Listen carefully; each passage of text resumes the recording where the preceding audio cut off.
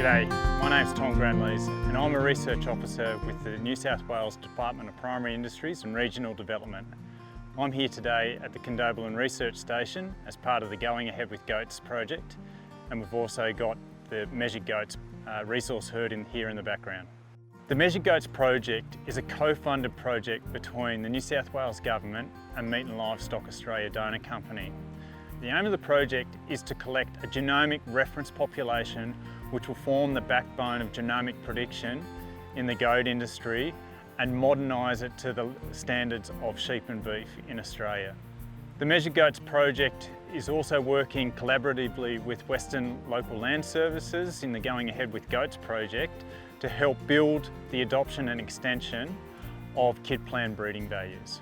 The project is also working with existing KIDPLAN members to help maximise the investment that they're making by submitting data into KIDPLAN. As of April 2025, Cohort 1 is about 9 months old and we already have data feeding into KIDPLAN. Now that data will continue to feed into KIDPLAN Live as the project goes on, and we also have Cohort 2 being born just now. So the project is working with current KIDPLAN users to generate a cross-herd linkage so we can get more accurate across-herd genetic evaluation. It's also working with non-KIDPLAN using studs to provide them potential linkage if they wanted to join KIDPLAN.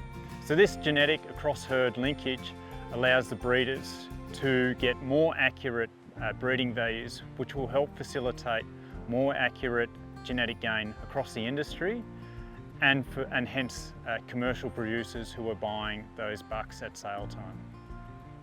The cross-herd linkage that we're creating will enable faster genetic gain for stud and commercial breeders. Cohort 1 of the Measured Goats project had 45 different sires with 1,600 kids born with an average of 35 kids per sire.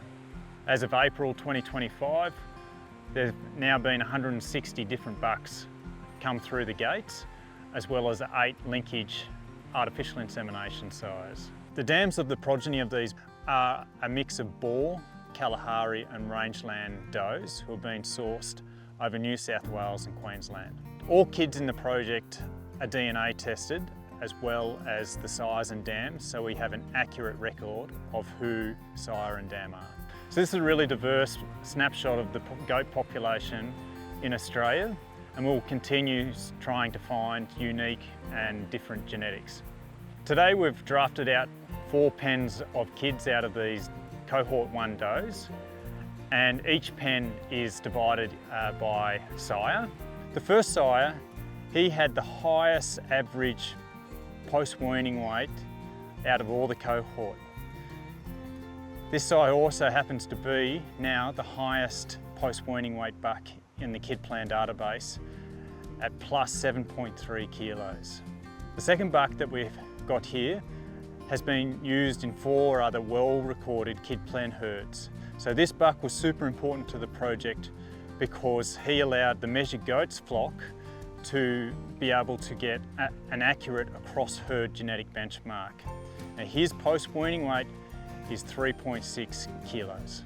The third buck that we have here, his progeny were quite a bit smaller, and his post-weaning weight is actually minus 0.4 kilos. The fourth and final buck that we have here was a rangeland buck, and his progeny were quite a bit smaller compared to the rest of the Measured Goats. His post-weaning breeding value is minus 7.1 kilos. So for the top post-weaning buck, 7.3 kilos for post-weaning weight can be interpreted as if that buck was mated to a bunch of does that averaged 0 for post-weaning weight, the progeny would then be half of that 7.3.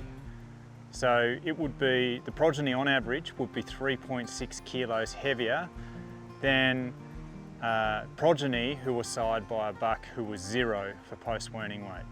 If we were to do a really simple comparison with some of these bucks, if we compared buck 1 with buck 3, so buck 1 has a post-weaning weight of 7.3 and buck 3 has a post-weaning weight of minus 0.4.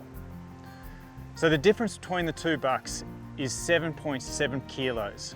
So if we use those two bucks and mated them to the same group of does, on average, buck one's progeny will be 3.8 kilos heavier. And the difference, it's only 3.8, is that bucks will only pass on half of that genetic superiority. In this scenario, if we were to attach some dollars to that, at 3.8 kilos, and we're getting $4 a kilo carcass weight, and each buck had 250 progeny in their lifetime, we would end up with a $1,900 difference between the two bucks purely from the difference in weight gain. So this genetic prediction is based on the performance of these progeny. If we were to use traditional buying methods of using visual assessment only, we can see that buck one and buck three are both visually correct animals, but buck three is somewhat more physically imposing. So if we were to use traditional buying methods, we'll probably buy buck three based on that. If we were to add using breeding values as part of our selection toolkit, we will probably change our mind knowing that there is a 7.8 kilo difference between the two bucks. So if we're paying $1,000 per buck, we can see that we can make far better economic decisions through more accurate selection decisions. So a key takeaway when we're buying goats is that we can really affect our bottom line with the decisions that we make.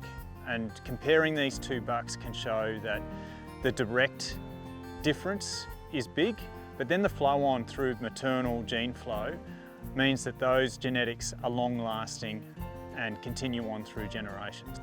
Part of the project design is to capture as much genetic diversity as possible, which means performance diversity. We don't know if we have good animals if we don't have bad animals. So if we can have a bell curve that's really wide, where we have really low performers and really high performers, that will allow us to really stretch out how much genetic variation we can capture. And the more genetic variation that we have, the faster and quicker the gain is, and hence our on-farm performance. What's exciting at the moment are the opportunities. So there's not a lot of knowledge around the goat industry, and the projects that are happening at the moment are really looking into modernising what we already know about sheep and cattle, but we don't know about goats. So there's some fantastic opportunities to really sharpen the pencil in the goat breeding enterprises. So at the end of the day, this project is a fantastic building block to modernise the goat breeding industry, to bring it up to level with sheep and cattle industries. If we want to find out more information about breeding values and KIDPLAN, simply Google KIDPLAN and you'll get directed to the MLA website. If you want to find out more about the Measured Goats project, type in Measured Goats project into your search engine and it'll be the first one that comes up.